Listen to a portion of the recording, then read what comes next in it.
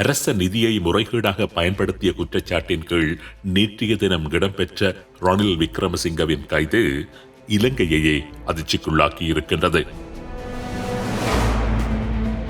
ரணிலை பொறுத்தவரையில் பலராலும் விரும்பப்படுகின்ற ஒரு தலைவராக அவர் இல்லாவிட்டாலும் கூட பொதுவாக பெரும்பான்மை மக்களால் வெறுக்கப்படுகின்ற ஒரு நபராக அவர் இருந்த சந்தர்ப்பங்கள் மிக மிக குறைவு என்றுதான் கூற வேண்டும்.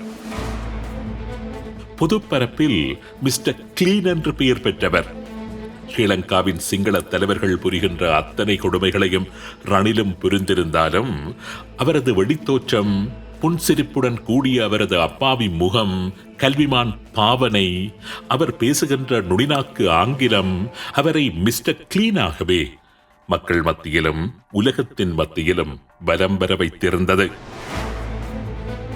அப்படி இருக்க ரணில் விக்ரமசிங்க நேற்றைய தினம் அதிரடியாக கைது செய்யப்பட்டதானது பலரையும் அதிர்ச்சிக்குள்ளாக்கி இருந்தது.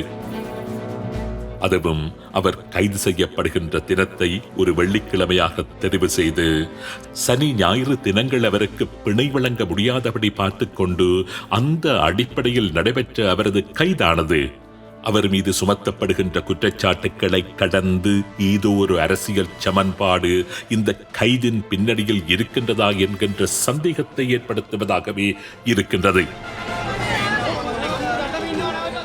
இலங்கையின் அரசியல் தலைவர்களை எடுத்துக்கொண்டால் அநேகமாக அனைத்து அரசியல் தலைவர்கள் மீதும் நிதி மோசடி குற்றச்சாட்டுகளோ, அரச நிதியை முறைகேடாக பயன்படுத்திய குற்றச்சாட்டோ அல்லது சட்ட விதிமீறல் குற்றச்சாட்டுகளோ இது ஒரு குற்றச்சாட்டு இருந்தே தீரும். மஹிந்த மீது, கூட்டா மீது, பசில் மீது சுமத்தப்படாத அளவுக்கு ஒரு தீவிரமான குற்றச்சாட்டு நிச்சயம் ரணில் மீது கிடையாது.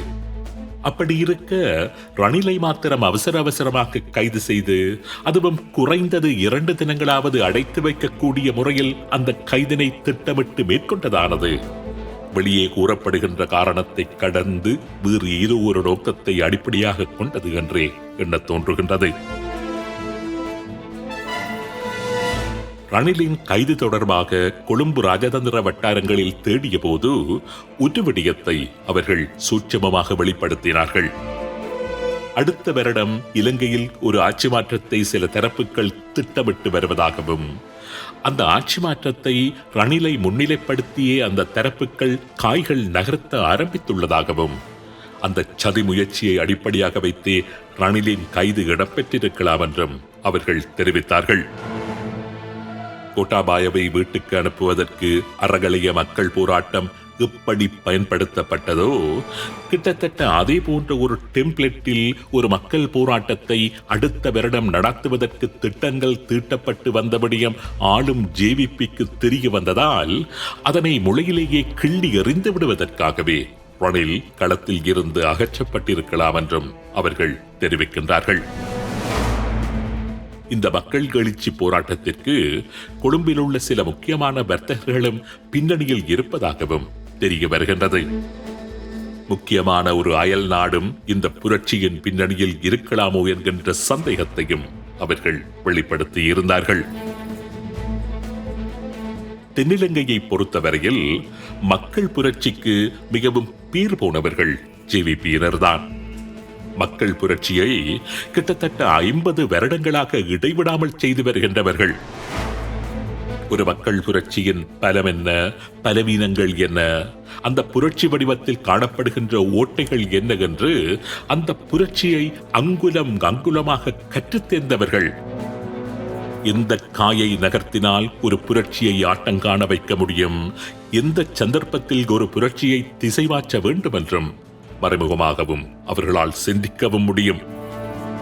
ரணில் களத்தில் இருந்து அவசரமாக அகற்றப்பட்டதற்கு இந்த பின்னணி கூட ஒரு காரணமாக இருக்கலாம். இலங்கையை மையப்படுத்தி ஒரு புவிசார் அரசியல் போட்டி நடந்து கொண்டிருப்பது அனைவரும் அறிந்த விடயம். இலங்கையில் நடக்கின்ற அத்தனை காரியங்களையும் இந்த புவிசார் அரசியல் பின்னத்தில் பொருத்தி பார்க்க வேண்டிய கட்டாய சூழலுக்குள் தான் நாங்கள் இன்று நின்று கொண்டிருக்கின்றோம். சில மாதங்களுக்கு முன்னர் ரணில் விக்ரமசிங்க பற்றி இந்திய பிரதமர் நரேந்திர மோடி தனது எக்ஸ் தளத்தில் இட்ட பதிவு பல்வேறு ஊகங்களை ஆய்வாளர்கள் மத்தியில் ஏற்படுத்தி இருந்தது. இலங்கையின் சிறந்த ஒரு அரசியல் தலைவராக ரணில் விக்ரமசிங்கவை மோடி புகழ்ந்ததும், அடிக்கடி ரணில் இந்தியா சென்று திரும்பியதும், இலங்கையில் தனது அடுத்த ஓட்டத்திற்கு இந்தியா பந்தயம் கட்டியுள்ள ஒரு குதிரையாக ரணிலை ஊடகப் பரப்பில் அடையாளப்படுத்தி இருந்தது. சில நாட்களிலேயே ரணில் விக்ரமசிங்க பிரித்தானியாவுக்கு அழைக்கப்பட்டு அங்கு ஒரு சர்வதேச ஊடக சந்திப்பில் அவரை அமர வைத்து தாறுமாறாக கேள்விகள் கேட்டு ரணில் பதிலளிக்க முடியாதபடி பல ஆதாரங்களை அவர் முன்னால் போட்டு ரணிலின் அரசியல் பிம்பத்தையே சுக்குநூறாக உடைத்து சிதைத்து கிட்டத்தட்ட ஒரு நடைப்பிணமாகவே ரணில் இலங்கைக்கு திருப்பி அனுப்பி வைக்கப்பட்டிருந்தார். அவரை அங்கு சிக்க வைத்தவர்கள் யார் என்று நோக்கினால், புலம்பெயர் தமிழ் அமைப்புகளின் பங்கு அங்கு ஓரளவு இருந்தாலும் மேற்குலக சார்பு நபர்கள்தான் ரணிலை அங்கு பொறிவைத்து மடக்கியிருந்ததை காணக்கூடியதாக இருந்தது. இந்த பின்னணியில் தான் ரணிலின் கைதையும் நாம் பார்த்தாக வேண்டி இருக்கின்றது. மேற்குலக சாயம் பூசியபடி இந்தியாவின் பந்தய குதிரையாக ரணில் இலங்கை அரசியலில் மற்றொரு தடவை வலம் வருவதை அமெரிக்கா விரும்பவில்லை.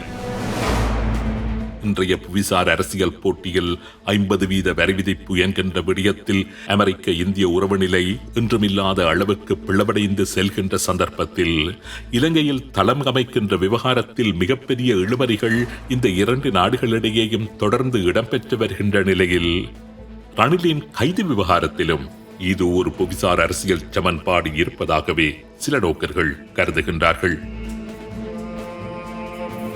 ஈஸ்டர் குண்டு தாக்குதல் விவகாரத்தில் குற்றம் சுமத்தப்பட்டிருந்த நிலையில் பிள்ளையான் கைது செய்யப்பட்டு சிறையில் அடைக்கப்படுகின்றார். பிள்ளையானுடன் எந்தவித சம்பந்தமுமே இல்லாத ரணில் விக்ரமசிங்க அடித்து பிடித்துக் கொண்டு பிள்ளையானை சிறையில் சென்று சந்திக்க முனைகின்றார். முன்னைய ஆட்சி கவிழ்ப்பு சதியில் சிறையில் இருந்தபடி பிள்ளையானே நேரடியாக சம்பந்தப்பட்டிருந்ததாக பிள்ளையானின் மிக நெருங்கிய சகாபான அசாத் மௌலானா சர்வதேச ஊடகங்களுக்கு தெரிவித்திருந்ததையும், பிள்ளையானை சிறையில் சென்று சந்திப்பதற்கு ரணில் மேற்கொண்ட முயற்சியையும் நிச்சயமாக சாதாரண ஒரு விடயமாக எடுத்துவிட முடியாது. ஆக ரணிலின் கைது என்பது வெளியே கூறப்படுகின்ற நிதி மோசடி குற்றச்சாட்டு என்பதை கடந்து வேறு ஏதோ ஒரு அரசியல் சமன்பாட்டின் விளைவாக இருக்கலாம் என்றே சந்தேகிக்க வேண்டியிருக்கின்றது. இலங்கை வரலாற்றில் எந்த ஒரு ஆட்சியும் முன்னைய ஆட்சியில் அடாவடித்தனங்கள் செய்த பெரும்பாலான அரசியல் தலைவர்களை தண்டித்த வரலாறே இருந்தது இல்லை. கோட்டபாயவை தண்டிப்பதற்கு ஏதுவான எத்தனையோ சாட்சிகள் இருந்தும் அவரை காப்பாற்றி தப்பியோடு வைத்தவர்தான் ரணில் விக்ரமசிங்க. அவன்கார்டு ஊழல் குற்றச்சாட்டில் இருந்து கோட்டபாயவை காப்பாற்றியவர் இந்த ரணில் விக்ரமசிங்க தான். யுத்த குற்றச்சாட்டில் சம்பந்தப்பட்ட தமிழ் இன அழிப்பில் நேரடியான குற்றச்சாட்டுகளுக்குள்ளான எத்தனையோ ராணுவ அதிகாரிகளை சட்டத்தின் பிடியில் இருந்து காப்பாற்றியவர் இந்த ரணில் விக்ரமசிங்க தான். ஈழத்தமிழருக்கு நீதி வேண்டிய சர்வதேச விசாரணையை நிறுத்து போகச் செய்தவரும் இந்த ரணில் விக்ரமசிங்க தான். தமிழர் தரப்புக்குள் பிளவுகளை உண்டு பண்ணி அவரை பிரித்து இங்கு கொண்டு வந்து இவரை பிரித்து அங்கு கொண்டு வந்து தமிழர்களை துண்டாடியவரும் இந்த ரணில் விக்ரமசிங்க தான். தன்னை சுற்றி ஒரு பெரும் பாதுகாப்பு வலைப்பின்னலை அமைத்துக் கொண்டு நல்லவன் போன்ற ஒரு தோற்றப்பாட்டுடன் தான் நினைத்த அத்தனையையும் சாதித்துக் கொண்டு வலம் வந்து கொண்டிருந்த ரணில் விக்ரமசிங்கவை முதன்முறையாக குறிவைத்த பெருமை இந்த தேசிய மக்கள் சக்தி அரசாங்கத்தையே சாரும். இந்த அரசாங்கம் நேர்மையாக நடக்கின்றதோ இல்லையோ துணிவாக செயற்படுகின்றது. ஓரளவுக்கு நேர்மையாகவும் செயற்படுகின்றது. இந்த அரசாங்கத்தின் செயல்கள் ஊழல்வாதிகளை அச்சமடைய வைத்து வருகின்றது. நீதிக்கு புறம்பாக நடக்கின்றவர்களை ஒளித்தோட வைத்து வருகின்றது. அரசியல் இதேச்சாதிகாரத்துடன் வாழ பழக்கப்பட்ட அந்த மேலாதிக்க வர்க்கத்தை வெட்கப்பட வைத்து வருகின்றது. ஊழலிலும் வெறியத்திலும் வேரூன்றி விட்டுள்ள அரசு இயந்திரத்தை கொஞ்சம் வேகமாக சுழல வைத்து வருகின்றது. அரசாங்க அதிகாரிகள் லஞ்சம் வாங்குவதற்கு அச்சப்படுகின்றார்கள். பேரம் பேசுவதற்கு அச்சப்பட்டு ஒளித்தோடுகின்றார்கள். அநேகமான இடங்களில் சட்டப்படி காரியங்கள் நகர்த்தப்பட்டு வருகின்றன. இலங்கை என்கின்ற ஒரு தேசத்தை இந்த ஒரு வருட காலத்தில் மிகப்பெரிய சுபிட்சத்தை நோக்கி நகர்த்தி செல்லாது விட்டாலும் இந்த அரசாங்கம் இது ஒரு புள்ளியை நோக்கி முன்னகர்த்தி வருகின்றது என்பது மாத்திரம் அதனது இந்த ஒரு வருட அரசியல் அணுகுமுறையை பார்க்கின்ற போது அவதானிக்கக்கூடியதாக இருக்கின்றது. இந்த புதிய தும்புத்தடி தொடர்ந்து சுத்தம் செய்து இலங்கையின் அழுக்குகளை எல்லாம் அகற்றுமா, அல்லது வரலாறு மறுபடியும் திரும்பும் என்கின்ற வார்த்தையை நிரூபிக்கும்படியாக காலப்போக்கில் மற்றொரு ரணிலாட்சியாகவே மாறிவிடுமா? பொறுத்திருந்துதான் நாம் பார்க்க வேண்டும்.